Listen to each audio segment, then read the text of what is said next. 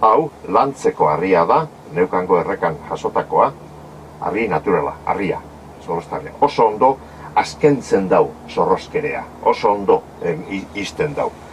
Beste harri batzuk dira Kansasko harriak, hau, harri oso fina da, oso gogorra, ikaragarri gogorra, azken ikutua egiteko da.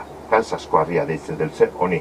Eta honen antzekoak ditugu, hone beste harriok be. Harri txikiak, dira, gubiak eta horrelakoak zorrosteko, ago desbardina daukie, jakina, ikusten dozuenez, ago desbardineko zorrostarriak dira. Finak, fin-finak, honepek Kansasko harri mota desbardinekin egindakoak dira.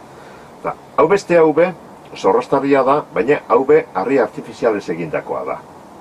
Ikusten duzue gorrizkiagoa da, baina ez da naturala dalako, ez, artifiziala da eta kolore hori dauka. Hau ostera, harri naturala da, harri naturala da, eta gubia okerrak eta zorrosteko oso egokia. Zorrostu beraz, tresnak ondo, ezer honik egin gura badozue egurrean.